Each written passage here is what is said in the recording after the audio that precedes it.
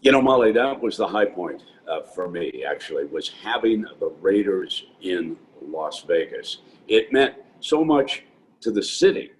Nothing stamps a city as major league like the National Football League, and the Raiders were there. Now, for the team, from the Raiders' standpoint, a brand new stadium all to themselves. They don't share it with a baseball team. They don't share it with anybody else. They control the dates on it for there. The only thing I missed that night against New Orleans, the fans. I missed the energy. I'm going to be perfectly honest. I had a little difficulty calling that game at first. The players were down right in front of me. There's Drew Brees. There's Derek Carr, all of these guys. But I missed the voices of the fans and just the view of them. Now, as the season wore on for Lincoln and me, we did all the 16 games out of Allegiant, road games we called off monitors. And so we became comfortable with how it unfolded. But that was a special night, a night I'll never forget. And welcome Las Vegas to the National Football League. It was really a terrific outing. I love it. I love it. And your return to football, I'm told, Brent, can be traced back to a Golden Knights game. So here you are, right? And you cross paths with owner Mark Davis. What can you share about that conversation? How did he convince you to come out of retirement and call all of these games for the Las Vegas Raiders? Molly, I was just merely introducing Mark to a friend of mine, Derek Stevens, who owns the newly developed Circa along with the D and Golden Gate in downtown Las Vegas. I just wanted to introduce them. And I walked away from the two of them and I went back to Mrs. Stevens, and she and I were finishing up a drink before they dropped the puck. And when I went back over to get Derek to go out because it was time for the game to start, Mark Davis looked up at me and he said, "Would you be interested in broadcasting Raider games?" And I'm going to be perfectly honest. I thought he was talking about the 4 preseason television games, okay, because you have to hire local announcers to do them. And I merely said, yeah, sure, Mark, give me a call. And it wasn't until next week that they called me and I realized they wanted me to be their radio broadcaster for the full schedule. So I was taken aback and I said, listen, let me talk to my wife and I'll get back to you. And it took her about 15 seconds. Arlene said, listen, you love the action, but what she really meant is, I don't want you around 24 hours a day. So go to the games. And that was it. That's how it started. It was innocent. I wasn't looking for any kind of job at the time. I was enjoying my life, retired here in Las Vegas. I was working for the VSIN network, which is a Vegas Stats and Information Network. You touched on Vegas Sports and Information Network. Essentially, it started somewhat as a family business, right? Who else has a studio in the middle of a casino? Not just any casino. You go from South Point to Circa. You're making moves. And Las Vegas, we know better than anybody, right, Brent, how taboo sports betting once was. Now it's part of the conversation. What are your thoughts going forward in the direction that everything is going? Well, I'm really happy that it's out of the back alleys because I knew it was always there. I mean, I was in Chicago. I was around guys that bet all the time, okay? And then Jimmy the Greek came on board, and I learned more and more about gambling, coming out here and visiting him in Las Vegas and being around it. And I also understand there's 2 levels. There's the pro, okay, the guy who bets big money on games. I got it. But for the most part, it's recreational. It's people backing their teams or taking a position, Molly. I do like to warn people, especially youngsters, okay, because they probably think this is pretty easy. I can beat this. You can't, okay? It's not going to happen.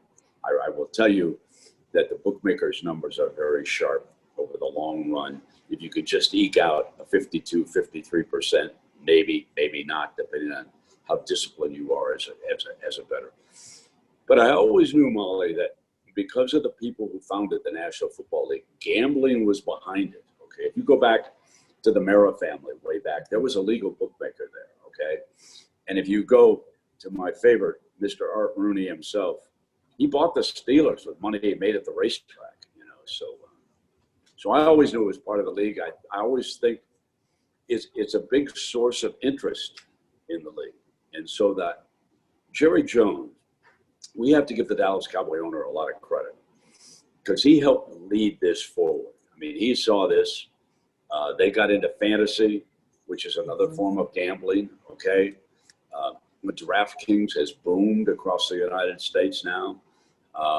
So it's there, and I'm so glad that it's discussed openly and that casinos are now part of the National Football League. That's the way it should be. Week 11, the rematch, right, between the Raiders and the Chiefs. Sunday Night Football. And guess what?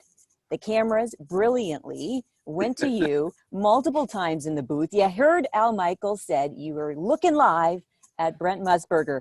Twitter went wild. You have millions of friends, genuinely millions of friends. What was that like for you and the response that you received from that Sunday Night Football? Yeah, that was sort of special. I go way back with Al Michaels when he was a play-by-play broadcaster doing games for CBS, and we would throw it out to Al's game or Pat Summerall's game or one of the other games. But also in that truck was a director by the name of Drew Esikoff. He does a Sunday Night Football. He's brilliant, okay? But he and I had worked together on the college football trail. So I had so many experiences with this truck down there, and I knew everybody. And obviously, I'd covered Chris Collinsworth as a player, but they were special friends. And I went down to talk with Al before the game started down in the TV broadcast booth in Alicia, a couple of levels lower than we are. And so I went down to have a conversation with him. And just as he has always done, if you walk in and see Al about an hour and a half before a game, there's a yellow legal pad on a table in front of him, and he's working on his final notes that he wants to make sure that he gets into the broadcast. So I gave him a couple of items from the Raiders that he could throw in there into the broadcast. Just a couple, yeah. Brent? A couple, one or two, right? One or two. Just one or two, couple, because the local radio broadcasters, Molly, we know more about every individual. I know I've come in as a network broadcaster, and you're kind of dropping in out of the sky on different teams every week, and so you're playing catch up. But I heard from so many people after that broadcast, it was special. Going to that, you've had the best seat in the house for nearly 6 decades, and you talk about those national assignments, those network assignments. They're great, but working for the team, having that access. I know you and John Gruden go way back. Having a coach like him, where you can, get in his ear and really pick his brain. What is that like working directly with the team, Brent? How different is it? I've enjoyed every minute of it because, now I know so much more about the Raiders than when I started. Now, full disclosure, COVID has made this very different than the 2 previous years, okay? I used to go to practice all the time up in Oakland, okay? I love to go in, especially on Friday, because I could see what Coach Gruden had put in with the game plan. I could watch them walk through, and I know what they were trying to do during that rehearsal.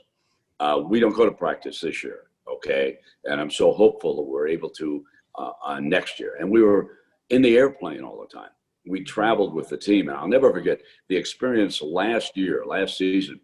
We went to London directly from Indianapolis for the game against the Chicago Bears, and we stayed in London for an entire week. And that was unbelievable because you would see the players and you would see the coaches informally after practice and around the hotel. You could have conversation, and it really helped you. You learned so many little things you could throw into the broadcast. And I love, listen, that's the reason why I'm in this. I was never a good enough athlete coming out of Billings, Montana. You were up the road at Great Falls, I know, but I was down there.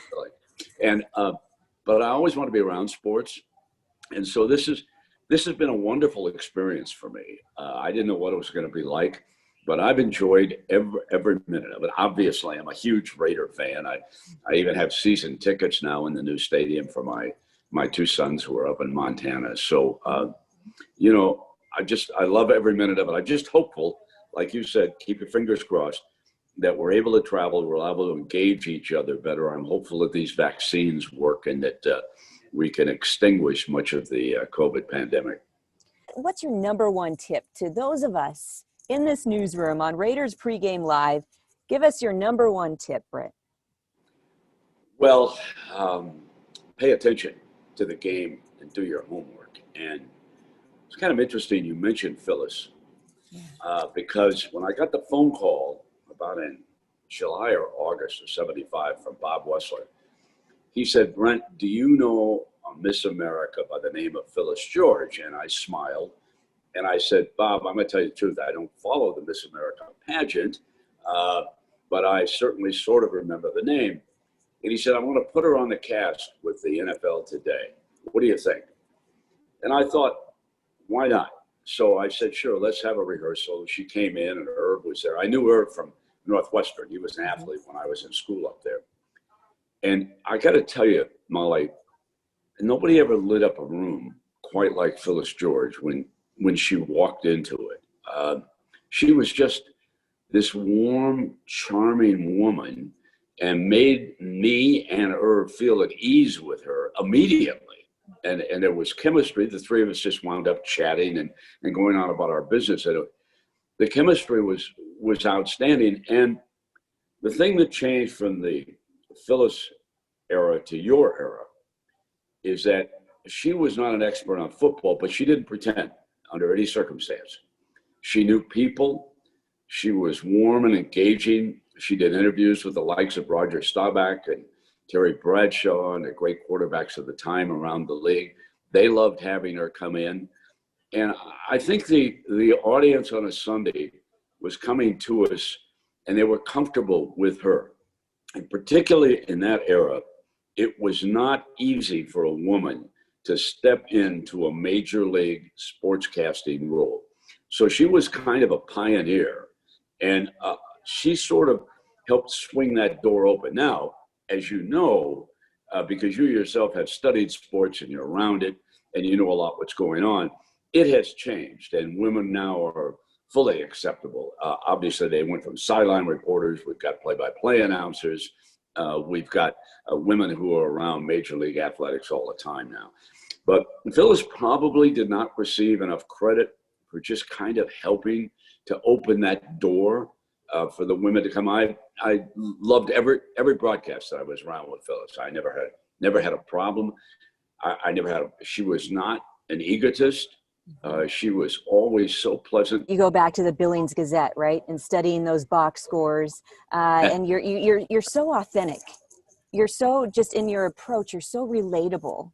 You know, I mentioned welcome to Las Vegas, folks. I mean, folks is one thing. You sit down, you have the ability to make each and every game feel like it is the biggest, most important event of our lifetime. And that's the beauty of it. What goes into your delivery? Because you are so authentic. So perhaps that's a difficult question to kind of bottle up. But what goes into that, Brent? Well, you know, I approach every game as the most important.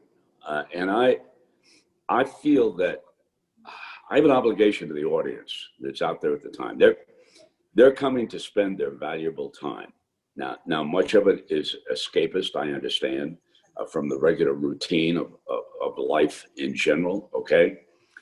But I owe them the best presentation that I can make to tell them the truth of what's going on with their team at the time and to enjoy it and to be excited with this.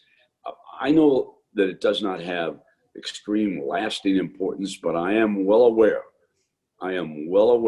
of the entertainment value of the National Football League.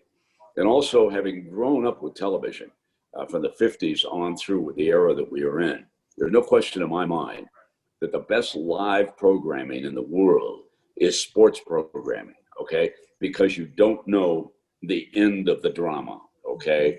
That's what you're leading up to going forward. Let me take you back, Molly, to the last game of the season. Now, the Raiders weren't going to the playoffs, okay? But they were going into Denver to close out the season with a win that would leave them at 500 if they could get it. And that would be the best record of John Gruden's 3-year return to the Raiders as of right now. I also know that we're in Las Vegas, and there's a little something different at stake here. This is a gambling city. And I know that when the season started, the bookmakers put out a 7.5 for an overall season win total. And a lot of fans, they don't like to bet spreads every week, but they love to bet their team. And I knew that there was local money that had been bet on over 7.5, okay?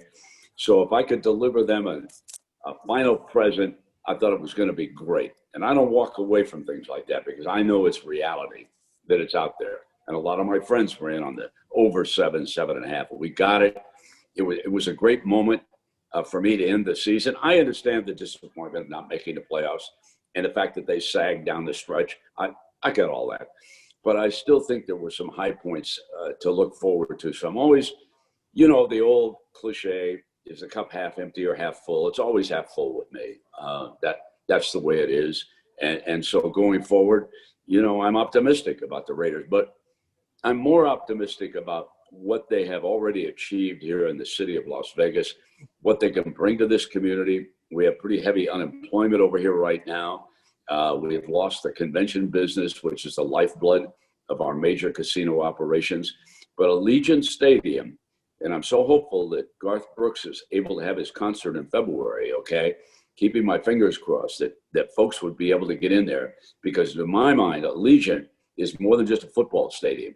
I think it is a great, great venue for entertainment shows, because it's a stadium that goes straight up for the most part. So the people, even in the upper deck, watching somebody like a Garth Brooks, they would have a great view of what's going on down on the field.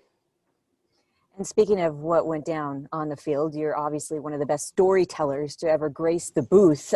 Is there a player or a storyline that really stands out to you this season that you enjoyed the evolution of? Overall, Molly, you would point to the quarterback, Derek Carr. If you remember the last off season, okay, there was a lot of chatter about the Raiders with their draft choices in the first round. Maybe they should try to move up and get a quarterback, get a franchise quarterback. I'd watched Derek Carr for a couple of years. I knew that John Gruden was comfortable with him. And you have to remember that Derek had never had the same offensive play caller for 3 consecutive years, okay?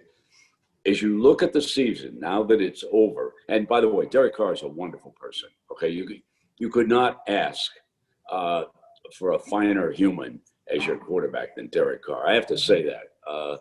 He's been gracious in defeat. Obviously, the criticism it has rankled him a little bit. He was determined to play well this year. I think he had a very, very good year, okay? Now, if you look at the Patrick Mahomes, who's also in the division, and now you look at Justin Herbert, who's down there with the Chargers, okay? You got Patrick Mahomes is in a different level, okay?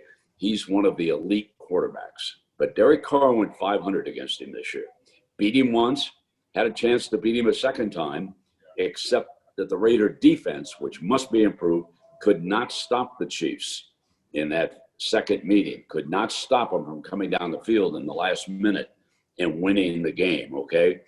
So I look at Derek Carr as someone who I think has pushed the critics to the sideline, okay, at least for the time being. Even after he pulled the groin muscle running out of bounds, he was able to come back the next week and play very well, okay?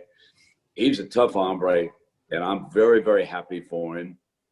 Interestingly enough, he lives in the same neighborhood with John Gruden. There's one house that separates the two of them down here. Yeah. So I'm thinking about that neighbor that's in between them, He must have some good anecdotes to tell about. So I'm very, very happy about Derek Carr as a person and what he was able to accomplish. And I know that Gruden is very comfortable with it.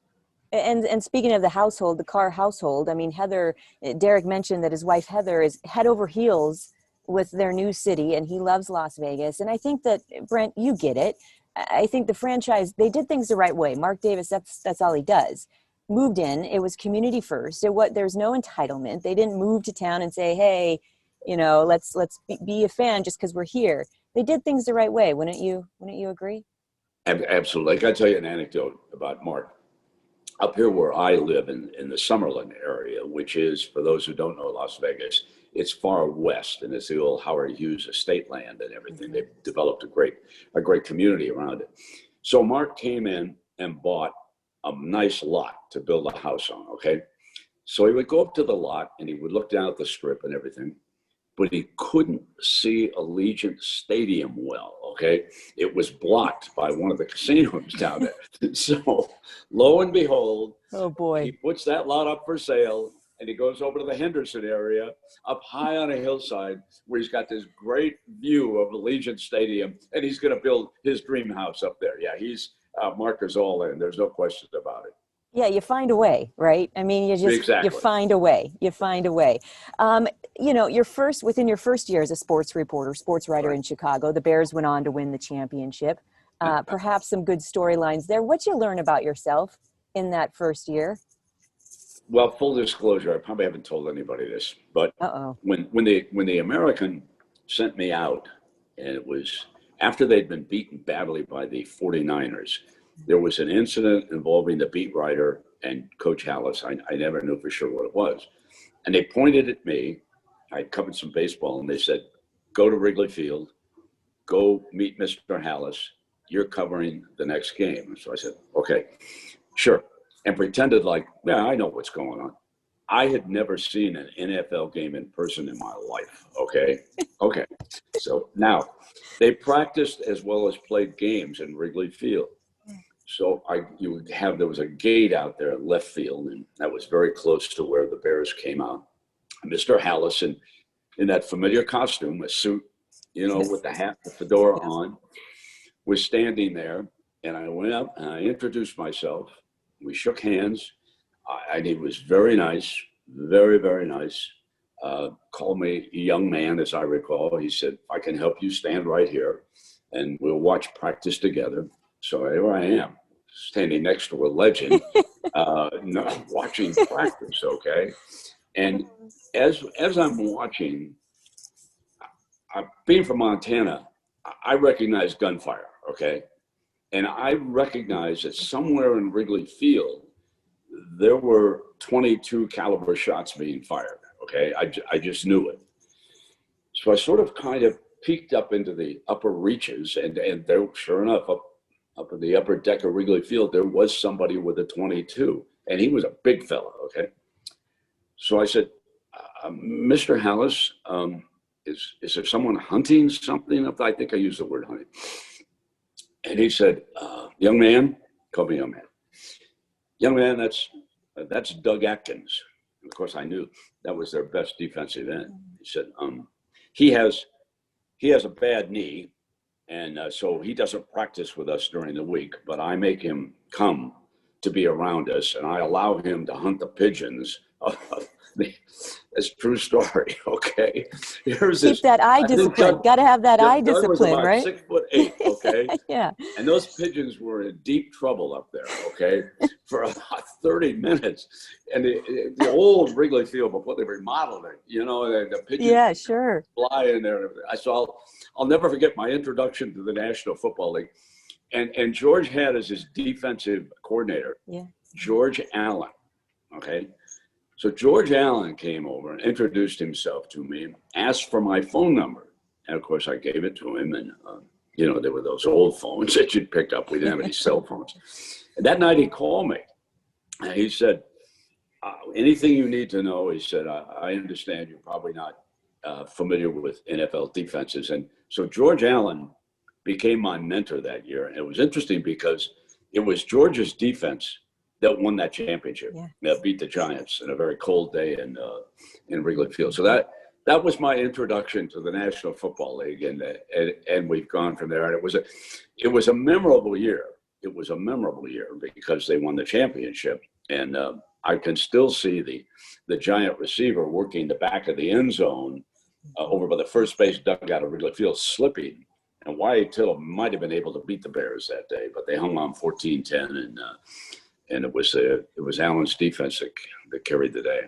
Knowing your story as I do and following you for years, when life throws you a curveball, okay, perhaps 1990, UNLV Duke, what'd you do with that curveball? You hit it out of the park. How? Well, you know, now being a Montana gal, you would understand this. Mm-hmm. When you get thrown off a horse, what you do is get up, dust yourself off, and get back in the saddle. Okay, that's what you have to do. And inevitably, if you get up on enough horses, you're going to get thrown off. Okay, that's just the way it is. And so I got thrown off, got fired by CBS, and wished everybody well, enjoyed the run there, got back up and got another job. You know, that's what you do. Get back in the saddle. You did more than just get another job. I mean, you've set the standard, you paved the way for all of us. And what a privilege it has been to now have you in Las Vegas with the Raiders. You wanted this first year in Las Vegas, right? We all did. I moved from Philadelphia, Brent. I wanted to be here too, right by your side, you know? So now what? You wanted this first year, now what? Let's go to the second year, but let's get fans inside the stadium, Molly. It's great. You know, It's great to have you as part of Raider Nation. And I love what the media brings to this. I pay very close attention to the media surrounding the Raiders, and it's been unbelievably supportive, okay? Obviously, they want to win every game. I got it. So do I. But let's make this second year in Las Vegas, first of all, from a team standpoint, let's go to the playoffs. Okay, let's have John Gruden take this team to the playoffs in his fourth year. And let's get fans into the stands, and let's get conventions back in the city of Las Vegas. Let's let Allegiant Stadium help lead the comeback, and Mark Davis continue the great work that he does. He does great charitable work in the city. The causes that Mark supports, I don't think people understand what a kind-hearted person he is. He is a great owner to have here in Las Vegas. Yeah, how lucky are we to tell their story. And thank you so much for taking the time. I could go another 2 hours, but you know how TV works. Thank you for everything that you do and will continue to do, not only for the city of Las Vegas, but worldwide. We're so appreciative. Thank you, Brent. Thank you, Molly. Thanks for your support. Let's see if I can press end, even though I don't want this ever to end. Okay. It was fun. I hope you got what you needed. It's perfect. Thank you so much for taking the time. Well, Brent. I'm so glad that this iPad worked. I mean, okay.